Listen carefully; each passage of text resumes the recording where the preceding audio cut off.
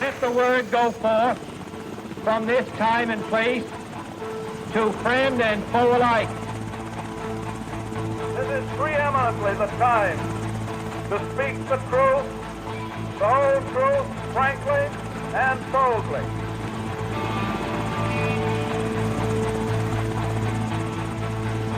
History doesn't have to be boring, buttoned up, or inaccessible. And it certainly didn't end in 1945. It belongs to all of us, and we share and add to it every day.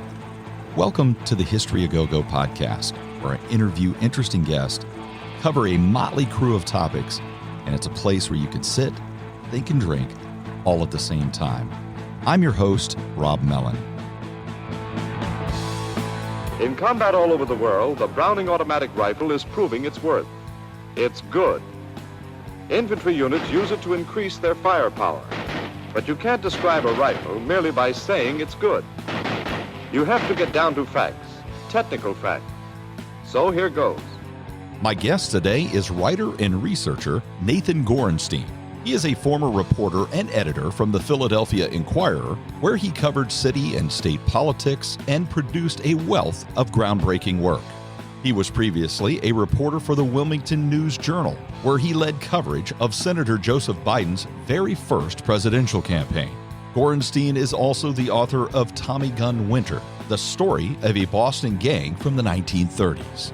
His most recent work is The Guns of John Moses Browning, the remarkable story of the inventor whose firearms changed the world. Of the book, Jim Rassenberger, author of Revolver, Sam Colt, and the Six-Shooter That Changed America, says, in his beautifully crafted, fast-paced narrative, Gorenstein not only gives us the singular life of Browning, he brilliantly illuminates so us mortals can understand how great inventors think and work. And we are very pleased to have the distinguished writer with us today. Welcome, Mr. Gorenstein. Nice to be here. You've written a few excellent books. You got the Tommy Gun Winter and the Guns of John Moses Browning, which is what we're going to talk about today. But before we get into that, I'm just wondering, I know that you covered Joseph Biden during his first presidential run in 1988, and you must have known him even before that. He must have been a reporter's dream to have somebody like Joe Biden. You know, I mentioned earlier, he makes mistakes when he's on prepared remarks, let alone when he's off the cuff. You must have been in some of those rooms.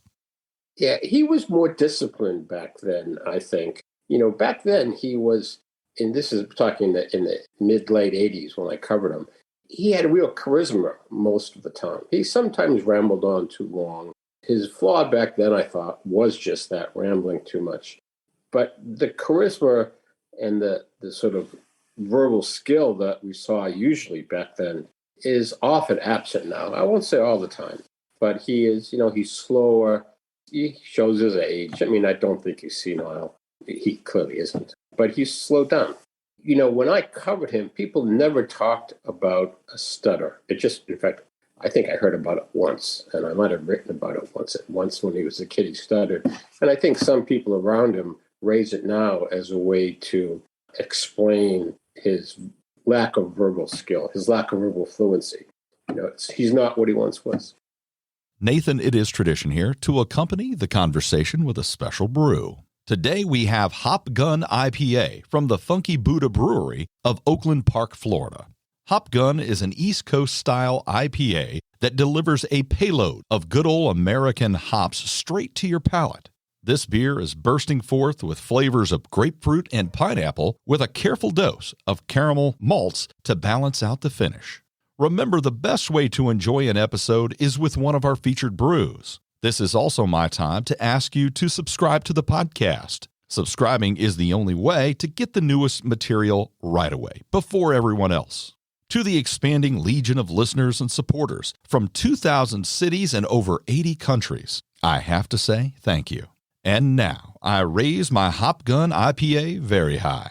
And to the inventors, innovators, and dreamers whose creations have transformed our world, I say cheers.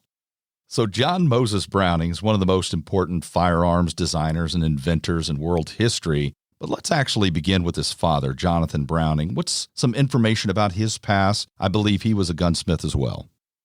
He was self-taught. well, mostly. He spent about a year in a sort of an apprenticeship at a blacksmith in, I think, Tennessee.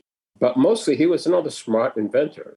He had two major firearms that he made. One was a revolving rifle, which had a cylinder like a pistol, like a revolver. And he made some of those, but he dropped it because it was too difficult and too expensive to make with his relatively crude machinery. But the gun that was more successful, and he made, exact numbers are hard to come by. I've read and heard 800 of what were called harmonica rifles, which was a percussion cap rifle with a sort of cigarette-shaped box in which there were 5 or more holes drilled. And you could load each one, and then you'd insert it into the side of the gun, fire that one, push it in, the next one would line up and fire that one. So you had a repeating rifle, and they were effective. The flaw they suffered from, which were all repeating attempts back in those days, was that you couldn't seal the chamber enough. So, there was a lot of flash and bang that emitted from the barrel chamber connection, reducing the velocity and probably creating the risk of chain fires igniting out the chambers. Well, being a saint or a member of the Church of Jesus Christ of Latter-day Saints, that wasn't his original history. Mm-hmm. And as we spoke just before we came on, Jonathan Browning actually lived in my hometown of Quincy. Mm-hmm. The Mormons were protected in the winter of 1838 and 39. He's there in 1840. I believe he has a gun shop here in Quincy. He does, yep. But then he gets converted to Mormonism, and that transforms his life and actually will transform the life of John Moses Browning, even though he's actually born in Utah. Yeah, so Jonathan becomes committed to the faith and joins the sort of slow westward migration that the Mormons undertook to Iowa or Kansas when they made the great leap westward to Utah. And he served as an armorer to the Mormons, whose your listeners may know there was a fair amount of persecution that resulted in violence. And so he supplied firearms to his co-religionists. And when he got to, he crossed the Midwest and the Great American Desert to Utah with, I think, 6 wagons, a small family wagon train with his first wife. I forget the number of kids. I think it was 8 kids or 9 kids he had with his first wife. And when they got to Utah, he was sent up to Ogden by the church leadership, in part because of his gunsmithing skills, but also his mechanical skills. He could fix things. And, Ogden, Utah, like all of Utah at that point, was in the middle of nowhere. There were no railroads. The Transcontinental Railroad didn't arrive until 1869, I think it was. So they really lived a very rough and ready life. And the mission wanted someone like Jonathan Browning there to help support the settlement. And he made things like rollers for sugar cane to turn that into molasses. He fixed plows and shovels and guns.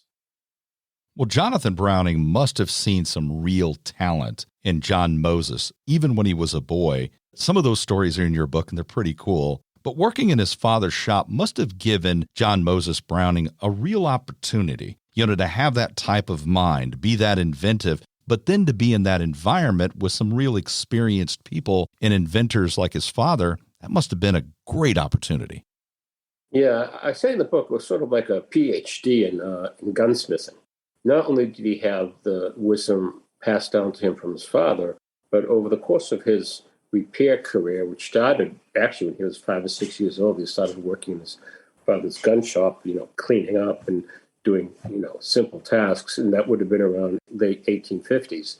That period from the late 1850s back through when he invented his first rifle in the 1870s, there's a lot of different firearms were developed. It's the switch from flintlocks to percussion caps to brass cartridges.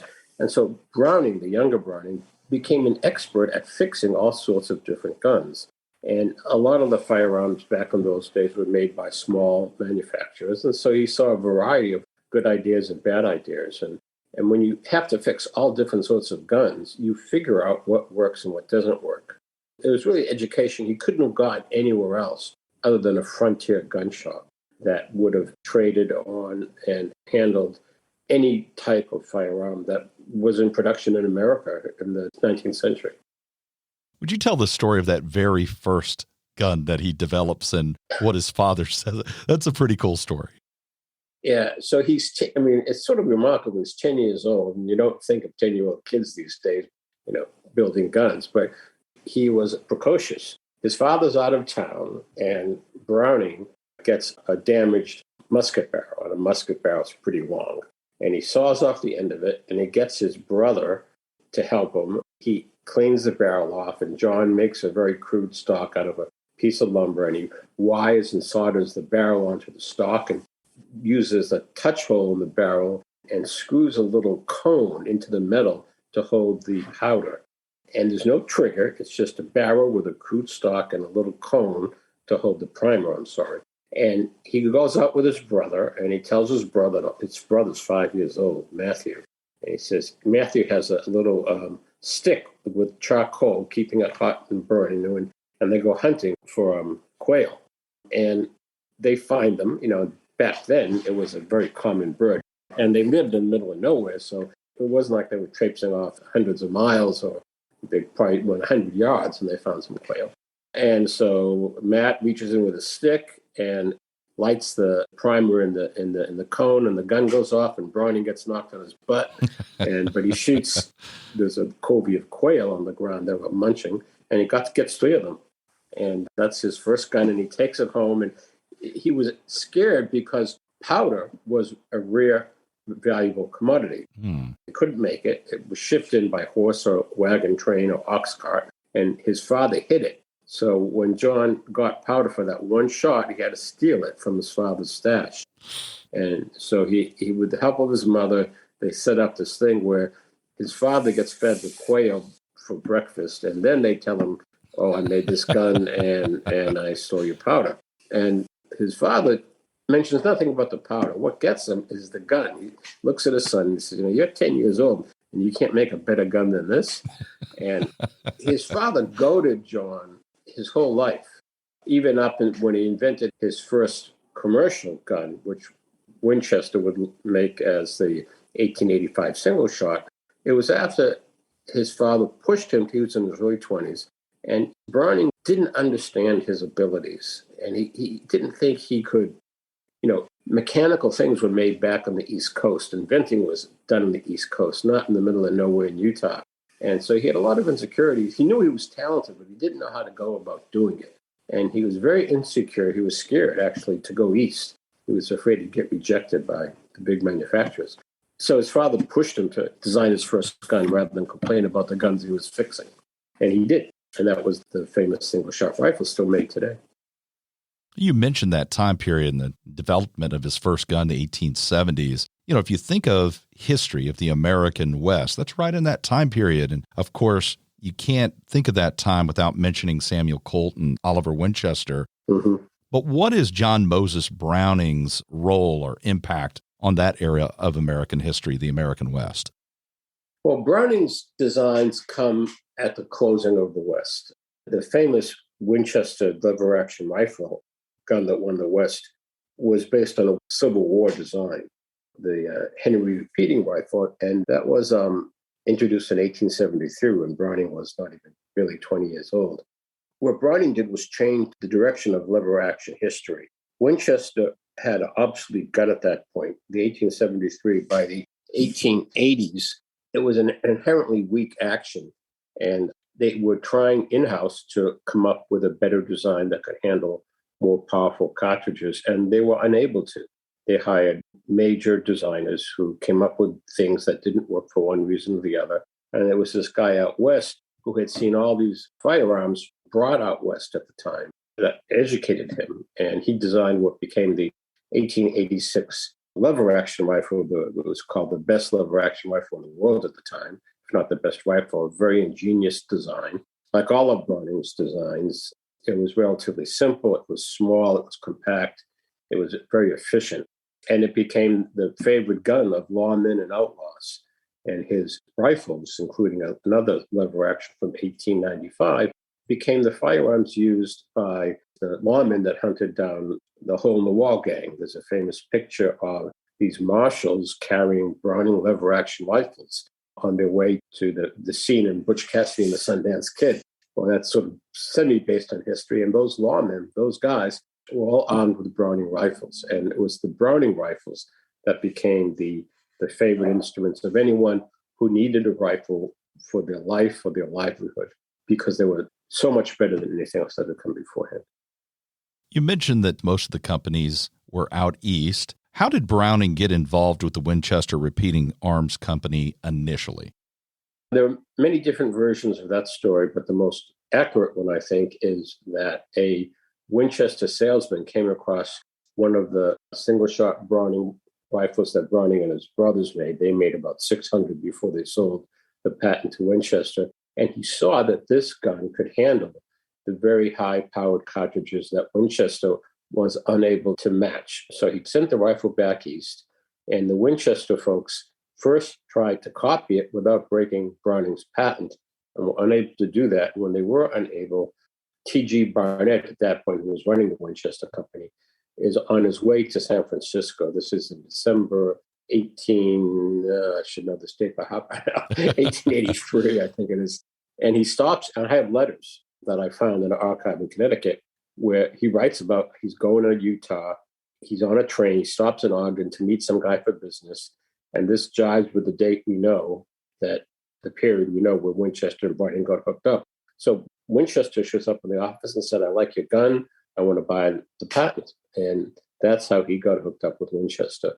Browning also enticed Winchester or Barnett with a prototype of his lever-action gun that became the Model 1886. And that helped pique Winchester's interest, because a year later, Browning and his brother Matt, who was integral to the brothers' business, go east with a prototype of the weapon.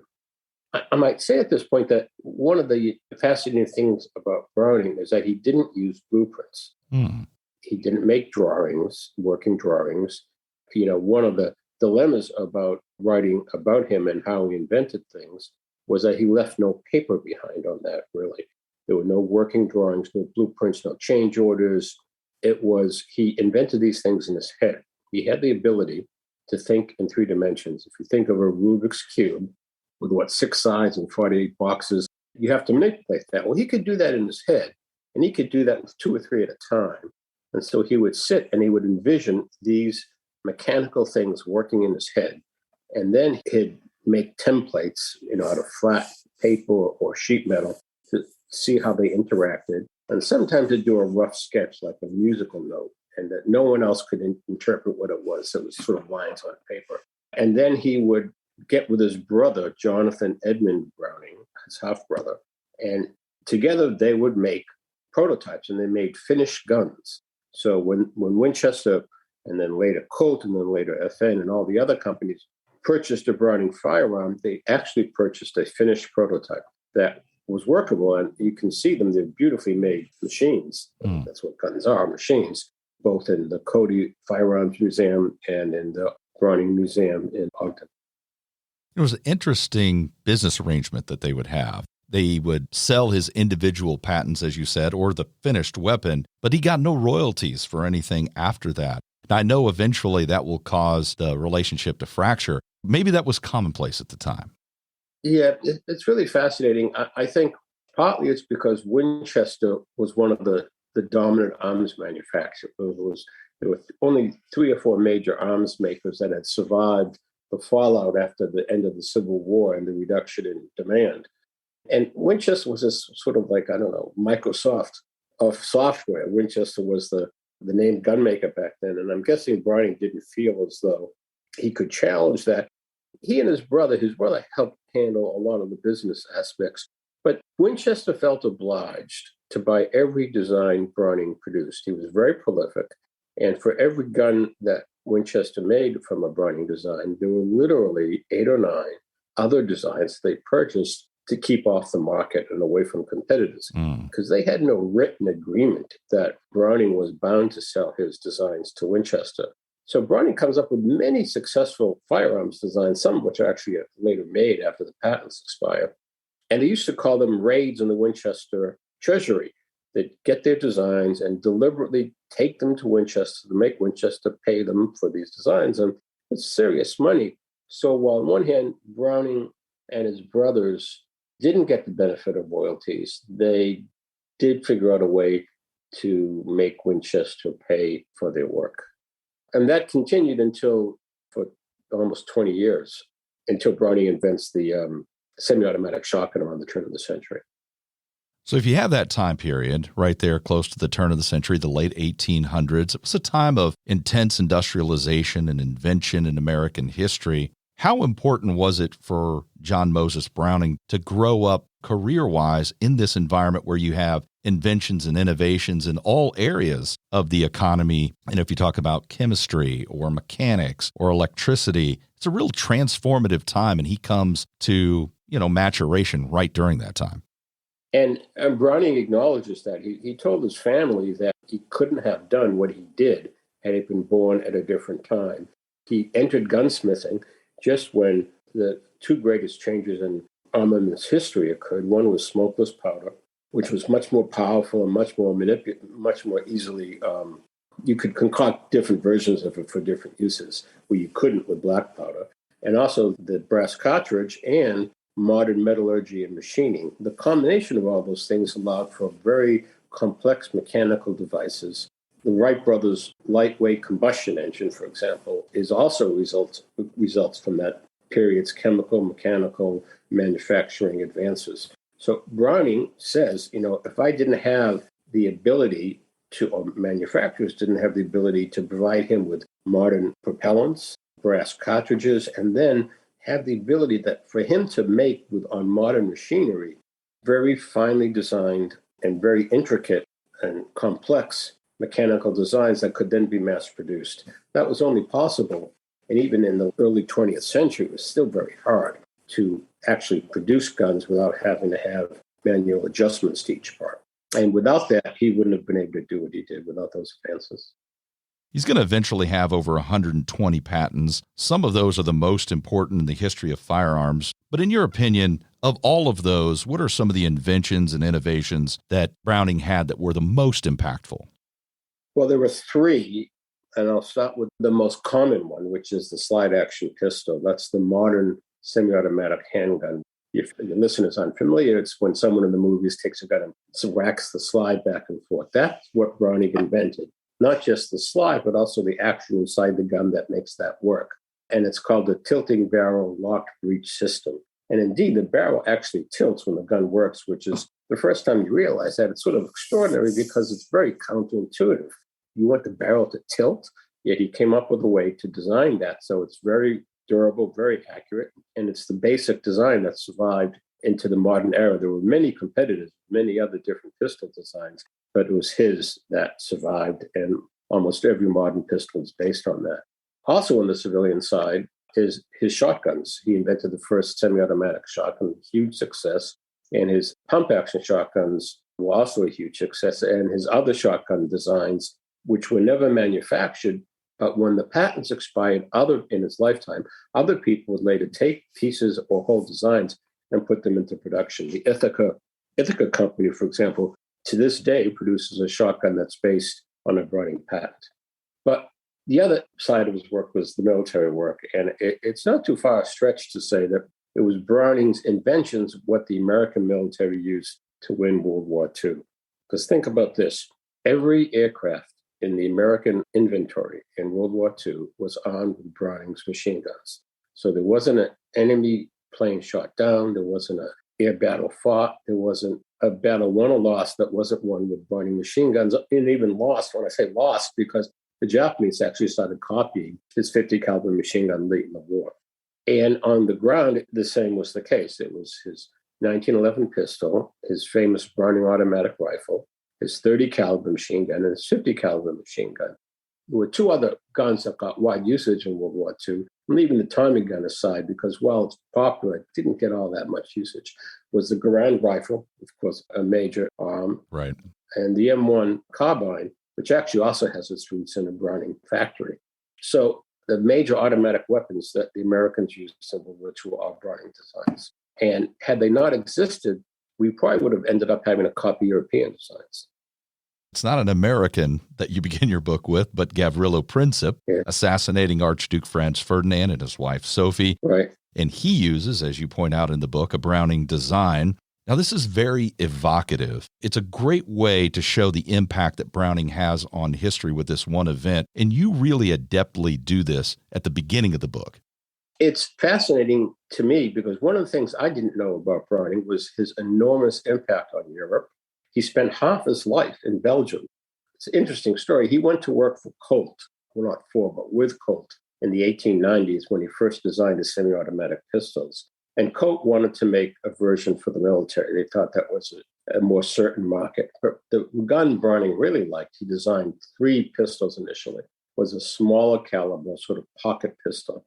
But Colt didn't want to make it. But one of his friends at the Browning factory back then was a Philadelphian by the name of Hart O. Berg. And Berg was from the States, was an American citizen, but had gone to school in Belgium. And Belgium had a very large arms-making industry. And Berg had gone back to Belgium. And when he and Browning were friends, and when Browning let him know that he had this gun Colt didn't want to make, Berg said, well, we'll make it. And the result was a decades-long partnership that led Browning to spend almost half his life in Belgium between 1896, 97, and his death in Belgium, actually, in 1926. With the exception of World War I, Browning would end up spending 6 months out of the year in Belgium. Why? Because Belgium started making the first mass-produced, massive sales success of a Browning pistol between a couple of different versions of it, actually, but between 1899 and 1914, FN sold 1.25 million Browning pistols in Western Europe and Russia. It's hard to come up with an exact figure, but it was roughly one for every 300, 400 people were sold in Europe. And it really changed the sort of cultural face of Europe. There was fascinating documents from Germany before World War I, where the German law enforcement people are saying would change from a culture of the knife when an apprentice or a machinist who got his first job would go out and buy a knife. Now they want to buy a Browning pistol. And that was because people had never seen anything like it. The pistols that were selling in Europe were relatively small, and they were like little machines in your hand. They were beautifully made by the Belgians, beautiful designs. They weren't clunky like the other existing pistols of the era. They were sleek and svelte, and they worked beautifully. They were like clockwork, and people couldn't get enough of them. If you look at Browning's inventions, and we've already talked about his impact on the military, it's almost incalculable, actually, his influence on the American military. One other story, if I might, which folks don't know. Sure, absolutely. Absolutely. Yeah, we know Princip used a Browning gun selected by Serbian terrorists to kill the Archduke Ferdinand to begin World War I. The other sort of usage of a Browning weapon that is little known is that Vladimir Lenin, Soviet revolutionary, in 1918 was shot twice with a Browning firearm. A co-revolutionary thought that Lenin was betraying the revolution by becoming an authoritarian, and she was an 18-year-old woman, I think, another young person. She got a Browning FN 1900 and shot Lenin twice with that gun. And she didn't kill him, but he never recovered from his wounds. The shooting was in 1918, and he died in 1924.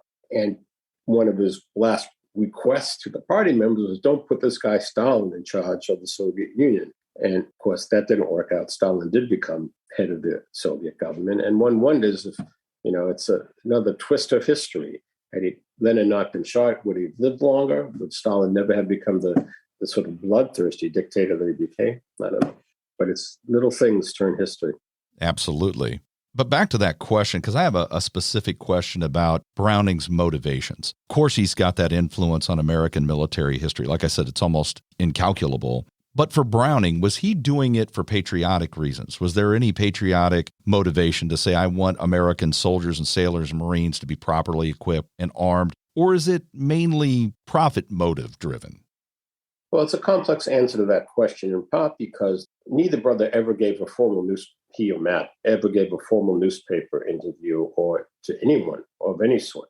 On occasion, he was cornered and answered some questions. So what we know is this. Matt said the reason why they invented and sold military-grade military hardware was because they believed that if killing became too easy, it wouldn't happen anymore. That sounds horribly naive now, but back in the early part of the 20th century, there was a serious political philosophy that many people thought was the case. All those mechanical and chemical and engineering improvements suddenly had made weapons extraordinarily deadly. And until World War I, many people believed that the economic and industrial changes essentially would prohibit another war. And so the brothers believed that by creating these weapons, they were actually helping to prevent wars. When the warfare happened, the Brownings forgave their royalties. And there's a memo I find where Browning is apoplectic when he realizes he's actually getting virtually nothing for his designs from the government. So it was a combination. They were very serious businessmen. But yes, he did not try to exploit the government. And like, as I said, gave up $12 million worth of royalties. For most of his designs, I'm just wondering, is it a situation? You said he could visualize things, and that's apparent in the book, real detailed mechanisms that he can visualize. Or is it a case where a company or, say, the military comes to him and says, we can't figure this out. What's this? And then he uses his inventions to figure the problem. So is it generally something he designs, or is it a problem that's presented to him that he solves? It's a combination. He was intrigued by automatic weapons. He invents one of the first, if not the first, gas-operated rifles. And in the around 1900, it's sort of the peak of his creative period, he invents what becomes the prototype for both the 30 caliber and the 50 caliber machine guns. But no one is interested. So he busts out the basic design of both those guns around 1900, and he puts it up on the shelf. He gets a patent, and he never does anything with it. He also, about 10 years later, around 1910, on his own, again, he designs what becomes the Browning automatic rifle. But again, they can't get the government interested in it. We're at peace. There's no money. Why do we need these weapons? And so he puts it up on the shelf. So when World War, and the government didn't ask for these guns. Browning did it out of his own curiosity.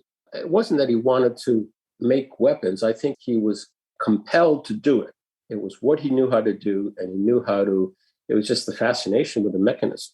So when World War I came, the government suddenly realized they need automatic weapons. They came to Browning because they knew him from his Colt pistols, and he had made an earlier gas-operated machine gun in 1895, which wasn't all that successful, but the military had purchased it. And they say, hey, we need these machine guns. And both of them were partly already made. He already had crude prototypes of both guns. So it's simply a case of finishing them. So those two famous weapons, the BAR and the 30 caliber machine gun, were initiated by Browning before the government came and asked. The 50 caliber gun was at the government's request. While it uses the same basic concept as a 30 caliber gun, it's very different mechanism, much stronger. And in World War I, the end of World War I, he's asked to make a heavier duty machine gun, and that's when he starts working on it. It just seems kind of fascinating to me that, and this may be his real genius, he always has the end user in mind. There's always a simplicity to it. So you look at his impact on history, and it's profound. There's a simplicity to it and a constant thought to the end user, the person using the weapon. That was very deliberate on their part. Browning, one of his big sellers in Europe and later in America, was a very small pocket pistol. It's about the size of a palm. And he initially couldn't get anyone to make it. No one wants to buy that. But he knew that it was going to work. So he knew what the market wanted. I don't know to what extent, no one knows. His brother Matt or his brother Ed all contributed to sort of what would sell. They were serious businessmen. Their father, Jonathan, had not been a successful businessman. And they were very aware of that. And they very much wanted not to fall prey to the failings of their father. So Browning, had simplicity, elegance. He was very conscious of making something look good. That was a prime motivator for him. And, people like things that look nice, be it a car or a gun or a computer. Look at Apple's designs. Why did they succeed? It's not just the mechanics, it's what they look like. And if you pick up one of Browning's pistols, particularly the civilian models, the famous 1911, is a military arm designed for the Army, and it's very, it's a square, very practical gun. But you pick up his civilian guns, and they're very elegant in a way that the 1911 isn't. Well, you mentioned those weapons. It's astounding. So if you take that 1911, I believe that was the military sidearm for the Army until the 1980s. Yeah. Mm-hmm. And it's still the sort of competitive handgun of choice. It changed somewhat. They now has a higher capacity and the exterior looks different, but the mechanics are the same. It's the same mechanism. And yet it has this, there has been no handgun trigger that has surpassed the trigger Browning invented for the 1911. And he did this around 1895, 96. It's amazing. Mm-hmm. You know, the Browning automatic rifle was also in Army circulation, I think, to 1957. It was even used in Vietnam in the early years of Vietnam. It was even used, yeah. No, and the Browning automatic rifle, it was a phenomenon at its time when it was introduced. Again, it was one of these things where people saw something they had never seen before, because this looked like a regular rifle, a little big, but it could fire 20 rounds in a burst. It could hold 20 rounds and fire it like it was a handheld machine gun. And the public had never seen anything like that. It's used by the Army to raise money for war bonds. And there were some great pictures of New York society ladies posing with the Browning automatic rifle at fundraisers in New York City. And it gets front page coverage throughout the nation because it was another one of these, we're in a nation that's awash with firearms, but we don't appreciate how hard even now it is to make a successful, reliable gun. And Browning was always made those. And so it was really the secret of his success. He made some clunkers, but most of his guns, of his many, many designs, were really efficient to make, easy to use, reliable, and sturdy. When you do your research, how difficult is it? Because it's not real chronological. You have a situation where he designs something and it actually doesn't come into the market until 10 or 15 years later, in some cases after he died. Did that make writing a little difficult? It's funny that you mentioned that. That was a real struggle. And initially, I had proposed some complex structure that wasn't chronological. And my publisher said, no way. You have to write this chronologically. And it was very hard. And I hit on a way to do it. So the book is a chronological account, but I figured a way to go back and forth within a chronological context to cover these things. So yeah, it was one of the bigger challenges in writing.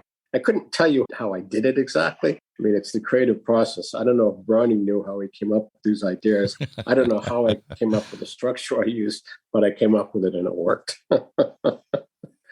So you have a book called Tommy Gun Winter, and the Tommy gun, of course, was invented by General Thompson, right? Mm-hmm. A favorite of many of the gangsters of the 20s and the 30s. And I'm sure that some of those gangsters used Browning's weapons as well. What are some of the Browning favorites that the gangsters used?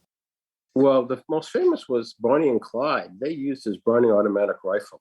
In the movie, they're shown with the Thompson, but in actual fact, Bonnie and Clyde had 3 or 4 Browning automatic rifles, some of which they cut down, shorten the barrel to make it easier to maneuver with inside an automobile.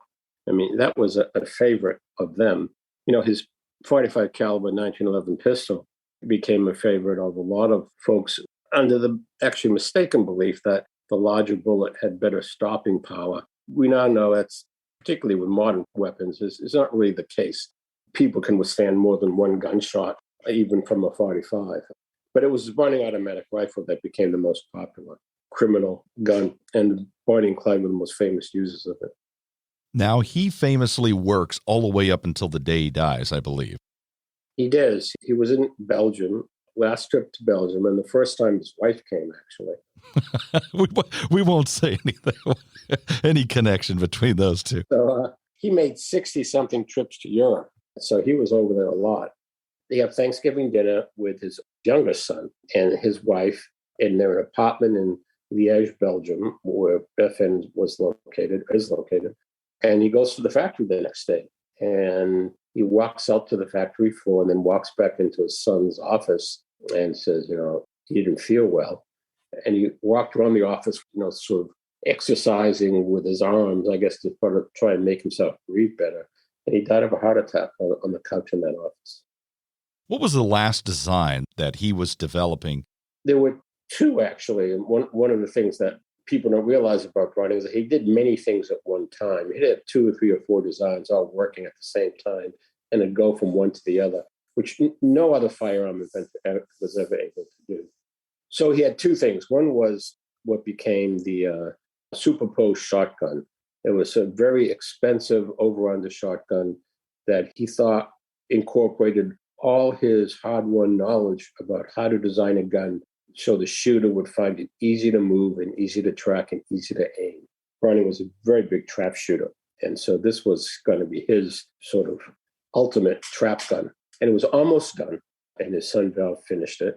The other gun that he was working on, well, he was actually working on two other guns at the time, was what became known as the high power, which was the first double stack semi-automatic pistol, which was designed at the request of the French government. And Browning designed a gun that the French didn't quite say no to, didn't quite say yes to. When he died in 1926, the work was taken over by FN, and they finished the design. But the basics of the famous high power, which became sort of standard military and police sidearm throughout Europe up until the 1970s or 80s, actually, was done by Browning. At the same time, during that same period, he was working on the 50 caliber machine gun.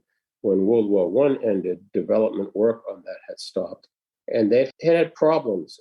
They were trying to figure out how to make it so it could be aimed. The 50 caliber cartridge had such recoil, they were finding it difficult to keep it on target. So he was working on that when he died. And that final solution to that was a different recoil spring mechanism. Browning came up with part of it, but the final work was done after he died. The current Browning company that's in existence today that you see, that stag emblem and so forth, what connection does that have to the Browning family? Well, that dates back to after John Browning's death. His youngest son, and Matt Browning's oldest son get together and create a company that for the first time starts to import large quantities of firearms from FN in Europe, and also tries to start making them in this country. And they also, ultimately, they do well, and they sell a variety of different weapons through the 1950s.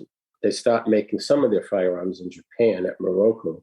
And then in the 1970s, FN purchases the Browning Company from the Browning family. And they also purchased Winchester. So Winchester and Brownings, two separate marketing arms, but the companies are both, the parent company of both is FN.